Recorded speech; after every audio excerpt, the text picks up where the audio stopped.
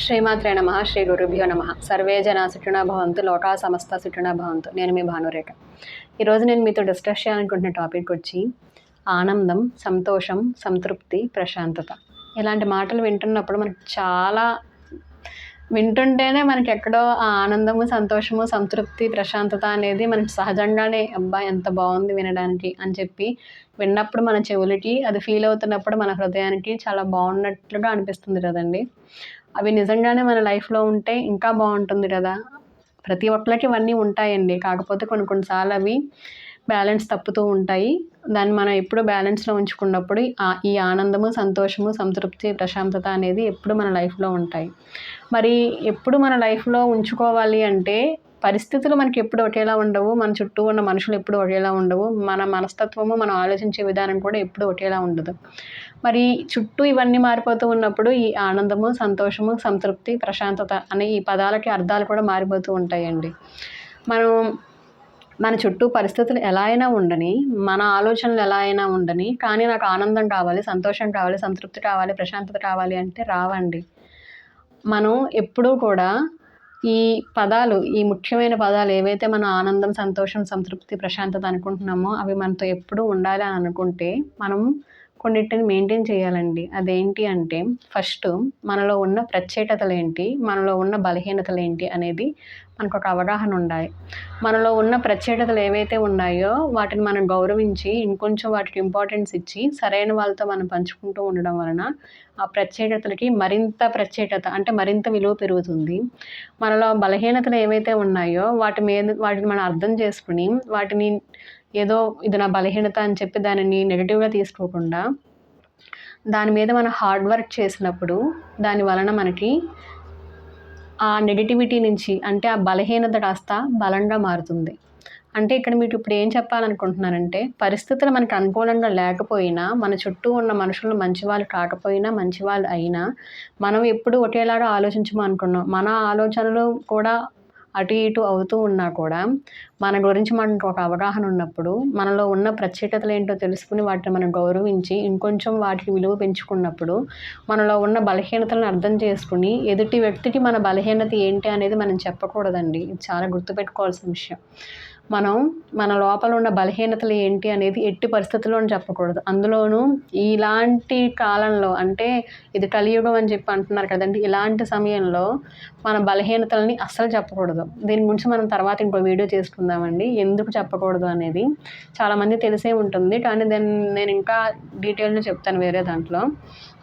మనలో ఉన్న బలం కానీ బలహీనతలు కానీ మనం సాధ్యమైనంత వరకు సీక్రెట్గా ఉంచుకోవాలండి. అంటే మనలో ఉన్న ప్రత్యేకతలు కావచ్చు, అదేవిధంగా బలహీనతలు కావచ్చు. అవి మనం ఎంత సీక్రెట్గా ఉంచుకున్నా కొన్నిసార్లు మనం చేసే పనుల ద్వారా ప్రత్యేకతలైనా సరే, బలహీనతలైనా సరే బయటపడుతూ ఉంటాయి. అది సహజం. అయినా సరే మన నోటితో మనం పదే పదే ఇది నా బలహీనత, ఇది నా బలహీనత అని చెప్పి మనం నెగిటివ్గా మనల్ని మనం ఎప్పుడు తక్కువ చేసి మాట్లాడుకోకూడదండి. అదేవిధంగా ఇది నాలో ఉన్న స్పెషాలిటీ అని చెప్పి పదే పదే మనం ప్రత్యేకంగా చెప్పుకోకూడదు. మన గురించి మనం చెప్పుకోవడంలో తప్పు లేదు, కానీ పదే పదే చెప్పుకోవడం వల్ల మనకు తెలియకుండానే అహంకారం పెరిగే అవకాశం ఉంటుంది. పదే పదే ఇది నా బలహీనత, ఇది నా బలహీనత అని చెప్పి పదే పదే ఆ పదాన్ని వాడడం వలన తెలియకుండానే మనలో అది బాగా నాటుకుపోతుంది. అంటే ఇంకా మనం దీని నుంచి బయటపడలేము అని మనకు మనమే డిసైడ్ అయిపోతూ ఉన్నట్లు అనమాట. అందుకని చెప్పి మంచి పదాలను వాడదాము, కానీ మనలో ఉన్న ప్రత్యేకతలని మన అహానికి దారి తీయకుండా మనం మంచిగా ఆ పదాలు వాడినంత వరకు పర్వాలేదు. అదేవిధంగా ఈ బలహీనతలు ఏవైతే ఉన్నాయో మనం అనుకున్నాం కదండి, కొన్నిసార్లు అవి సహజంగా బయటపడుతుంటాయని. అది మనలో ఇదే నీ బలహీనత అని చెప్పి మనకు మనం కానీ ఎదుటి వ్యక్తి కానీ మన మీద స్టాంప్ వేసేలాగా, అంటే మన మీద ముద్ర వేసేలాగా కాకుండా ఆ టైంకి అది బలహీనత, కానీ ప్రతిసారి అదే బలహీనత అవ్వదు అన్నట్లుగా ఉండాలండి. అంటే ఒకసారి మనకి ఏదైనా సిచ్యువేషన్లో కోపం వచ్చింది, ఆ కోపాన్ని మనం వ్యక్తపరిచాము, కానీ ప్రతిసారి అదే జరగాలని లేదు. ఇంకొకసారి మనం వేరే విధంగా రియాక్ట్ అవ్వచ్చు, అంటే వేరే విధంగా స్పందించవచ్చు. అంటే అక్కడ మనకు తెలిసింది ఇక్కడ నేను కోపాన్ని చూపించాల్సిన దానికంటే కొంచెం ఎక్కువ చూపించాను అని. ఎప్పుడైతే మనకు తెలిసిందో మనం దాని మీద హార్డ్ వర్క్ చేసినప్పుడు రెండోసారి మనం దాన్ని రిపీట్ చేయము. ఎప్పుడైతే మనం దాన్ని రిపీట్ చేయలేమో ఎదుటి వ్యక్తి అంతకుముందు అనుకుంటారు వీళ్ళలో ఈ అతిగా స్పందించే, అతిగా కోప్పడే ఇది ఉంది అని చెప్పి. కానీ అదే వ్యక్తి కొన్ని సిట్యుయేషన్స్‌లో గమనించినప్పుడు ఇంతకుముందు మనం వీళ్ళని చూసినప్పుడు అతిగా స్పందించారు. వీళ్ళకి కోపం ఎక్కువ అనుకున్నాము. కానీ తర్వాత చూసినప్పుడు వీళ్ళు బానే ఉన్నారు. అంటే వీళ్ళకి ఆ టైంకి అలాగా స్పందించారు. మేబీ మూడ్ బాగోకో, పరిస్థితులు బాగోకో అలా స్పందించారు గానీ, ఇది వీళ్ళ బలహీనత కాదు అని అనుకుంటారు. అది నిజం కూడా. ఎందుకు అంటే మనం దాని మీద హార్డ్ వర్క్ చేశాం కాబట్టి. అలాగా ప్రతి మనిషికి ఏదో ఒక బలహీనత ఉంటుంది. ఆ బలహీనతని ఇదే నా బలహీనత అని చెప్పి దానికి ముడిపెట్టుకొని దాంతో అలా కూర్చుండిపోకుండా, ఆ బలహీనతని మనం నెమ్మదిగా బయటపడడానికి ప్రయత్నం చేసినప్పుడు ఖచ్చితంగా బయటపడతాము. ఆ బలహీనత అనేది మనకి తర్వాత బలంగా కూడా ఉపయోగపడుతుందండి. అంటే ఇప్పుడు మనం ఇక్కడ ముఖ్యంగా మనం ఏం చెప్పుకుంటున్నాము అంటే మనిషికి బ్యాలెన్స్ అనేది కంపల్సరీగా అవసరం. అది ఏ విషయంలో అయినా సరే. మన జీవితంలో ఆనందం, సంతోషం, సంతృప్తి, ప్రశాంతత అనేవి ఉండాలి అనుకున్నప్పుడు, మన చుట్టూ పరిస్థితులు మనకి సహకరించినా, సహకరించకపోయినా, మన మనుషులు సహకరించినా, సహకరించకపోయినా, కొన్ని సార్లు మనకు మనమే మన ఆరోగ్యం సహకరించకపోవచ్చు. లేదు అంటే ఆ టైంకి మన మూడ్ బాగోక మనమే అతిగా స్పందించవచ్చు. అప్పుడు ఆటోమేటిక్‌గా మనశ్శాంతి అనేది తగ్గుతుంది కదండీ! అలాగా సిట్యుయేషన్స్ ఎలా అయినా ఉండొచ్చు. అవి ఒక్కొక్కసారి మనకు క్రాస్ అవుతూ ఉన్నాయనుకున్నప్పుడు మనం దాన్ని వెంటనే గమనించి దానిని మనం కంట్రోల్ చేసుకుంటున్నప్పుడు, అంటే దాన్ని సరైన విధంగా మనం దాన్ని బ్యాలెన్స్ చేసుకుంటున్నప్పుడు, మనకి ఈ ఆనందము, సంతోషము, సంతృప్తి, ప్రశాంతత అనేది సహజంగా ఉంటాయండి. కానీ మనలో ఉన్న ప్రత్యేకతలేంటి, మనలో ఉన్న బలహీనతలేంటి అని తెలుసుకొని, దాని మీద మనం హార్డ్ వర్క్ చేస్తున్నప్పుడు కష్టంగా అనిపిస్తుందండి. కష్టమే, నిజంగానే అది కష్టం. కానీ అసాధ్యం కాదండి. ఇప్పుడు ఒక ఇల్లు ఎవరైనా కట్టుకున్నప్పుడు, మేము పలానా ఇల్లు కట్టుకున్నాము, దీనికి మేము చాలా కష్టపడ్డాము, మేము దానికోసం మనీ అరేంజ్ చేసుకోవడానికి, లేదు అంటే దానికి కావాల్సినవన్నీ మేము దగ్గరుండి కట్టించుకునేటప్పుడు మనుషుల్ని అరేంజ్ చేసుకోవడానికి, ఇలాగా చెప్తూ ఉంటారు. వాళ్ళు పడిన కష్టమంతా కూడా. ఆ ఇల్లు పూర్తయిన తర్వాత వాళ్ళు చాలా సంతోషపడుతూ చెప్తారు, ఇది మేము కట్టుకున్నాము అని చెప్పి. అదే విధంగా ఒక ఫ్లోర్ కట్టారు. అప్పుడు వాళ్ళకి చాలా కష్టమయ్యింది. రెండో ఫ్లోర్ కట్టినప్పుడు ఫస్ట్ పడ్డంత కష్టం ఉంటుందా అండి? ఉండదు కదా! చాలా ఈజీగా రెండో ఫ్లోరు అంటే మొదటి ఫ్లోర్ కట్టడానికి వాళ్ళు ఎంత కష్టపడ్డారో అంత శ్రమ అవసరం లేదు. అంత మనీ అంత డబ్బు ఖర్చు పెట్టాల్సిన అవసరం లేదు. చాలా ఈజీగా రెండో ఫ్లోర్ అనేది కట్టేయొచ్చు.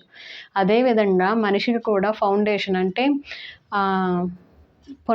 పునాది అనేది మనం ఇక్కడ వేసుకోవాల్సిన ఫౌండేషన్ పునాది ఏంటి అంటే, మనలో ఉన్న ప్రత్యేకతలేంటి, మనలో ఉన్న బలహీనతలేంటి, మనం దాన్ని గమనించి, ప్రత్యేకతలని గౌరవించి, ఇంకొంచెం వాటిని జాగ్రత్తగా, పొదుపుగా వాడుకుంటూ, దాని యొక్క విలువల్ని ఇంకా మనం పెంచుకుందాం. అంటే దానికి ఇంకా అంటే కష్టే ఫలి అంటారు కదండీ! మనం దాని మీద ఎంత హార్డ్ వర్క్ చేస్తూ ఉంటే, దానివల్ల మనకి అంత మంచి రిజల్ట్ వస్తూ ఉంటుంది. ఇప్పుడు నాకు మంచి ఉద్యోగం వచ్చింది, మంచి శాలరీ వచ్చిందని చెప్పి అక్కడితోనే ఆగిపోరు కదండీ! ఇంకా కష్టపడి నెక్స్ట్ లెవెల్‌కెళ్ళాలి అని చెప్పి ట్రై చేస్తూనే ఉంటారు. నెక్స్ట్ లెవెల్‌కెళ్ళే కొద్దీ ఆ పొజిషన్ పెరుగుతుంది. దాంతో పాటు జీతం కూడా, శాలరీ అనేది కూడా పెరుగుతుంది.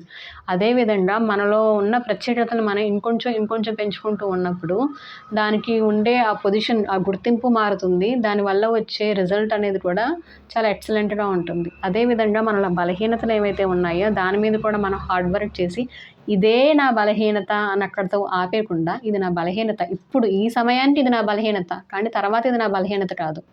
అంటే దాని మీద మనం హార్డ్ వర్క్ చేసి దాని నుంచి బయటపడిపోయాం. ఇప్పుడు గత సంవత్సరంలో నాకు చాలా కోపం ఉండేది. కానీ ఇప్పుడు నాకు దాని మీద నేను హార్డ్ వర్క్ చేయడం వలన ఆ బలహీనత బలంగా మారింది. ఇప్పుడు నాలో కోపం లేదు. ఎక్కడ కోపం చూపించాలో అక్కడ మాత్రమే, అది కూడా అంత మోతాదులో మాత్రమే నేను చూపిస్తాను. కాబట్టి ఇప్పుడు అది నా బలహీనత కాదు, అది నా బలం. ఎందుకంటే అవసరమైన చోట అసలు కోపం చూపించకపోతే మనుషులు ఎలా అండి కదా!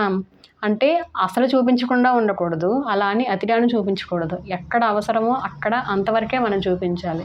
అదే విధంగా ప్రేమ కూడా. అదే విధంగా ప్రతీదీ ఏదైనా సరే, జాలి, మంచితనం ఉన్నవాళ్ళు, అతి మంచితనం ఉన్నవాళ్ళు మీకు తెలిసిందే కదండీ! మంచితనం ఉండి దానికి జాగ్రత్తగా మెయింటైన్ చేసుకుంటూ సరైన వ్యక్తులతో పంచుకున్నప్పుడు వీళ్ళు నష్టపోరు.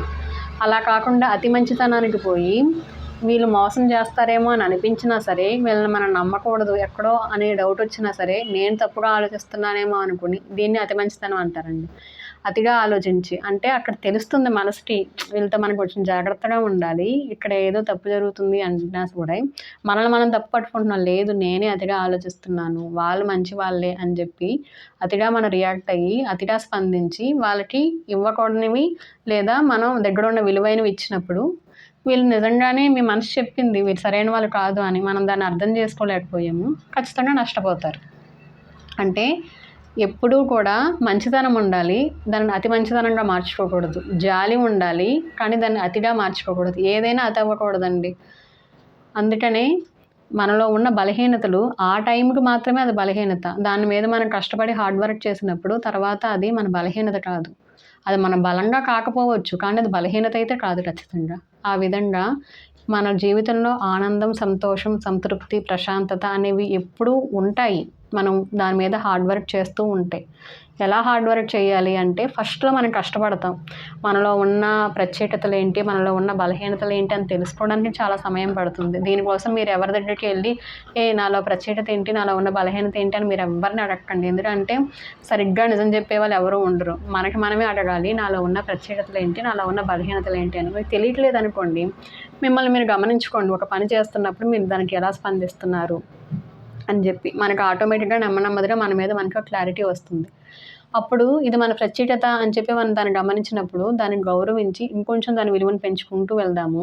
పలానా చోట ఇది నా బలహీనత అని మనం ఎప్పుడైతే గమనిస్తామో దాని మీద హార్డ్ వర్క్ చేసి దాని నుంచి బయటపడదాము. దానివల్ల మన జీవితంలో ఎలాంటి మనుషులున్నా, మన చుట్టూ పరిస్థితులు ఏ విధంగా ఉన్నా, ఆఖరికి మన థింకింగ్ అనేది మారుతూ ఉన్నా సరే, మనలో ఆ ఆనందము, సంతోషం, సంతృప్తి, ప్రశాంతత ఎప్పుడు మారవండి. ఎప్పుడు మనతోనే ఉంటాయి. ఎందుకు అంటే వెంటనే మనకి తెలిసిపోతుంది. పలానా చోట నేను ఇది తప్పు చేస్తున్నాను అని చెప్పి. లేదు పలానా చోట నేను దీనికి అతిగా ఇంపార్టెన్స్ ఇస్తున్నాను అని చెప్పి. సో, ఎప్పుడు నేను ఏది చెప్పినా కొన్ని పాయింట్స్ చాలా కామన్‌గా ఉంటాయండి. అదేంటి అంటే బ్యాలెన్స్ అనేది, పాజిటివిటీ అనేది, నెగటివిటీ అనేది. అదేవిధంగా ఈ ఏమంటారు, ఇప్పుడు నేను చెప్పిన విధంగా హార్డ్ వర్క్ చేయాలి నెగటివిటీ మీద, పాజిటివిటీని ఇంకొంచెం పెంచుకోవాలి అని చెప్పి. ఈ పదాల మీద కొన్ని వీడియోలు కూడా చేశానండి. ఎవరికైనా ఇంట్రెస్ట్ ఉంటే దాన్ని కూడా మీరు చూడొచ్చు. Thank you so much. Gratitude.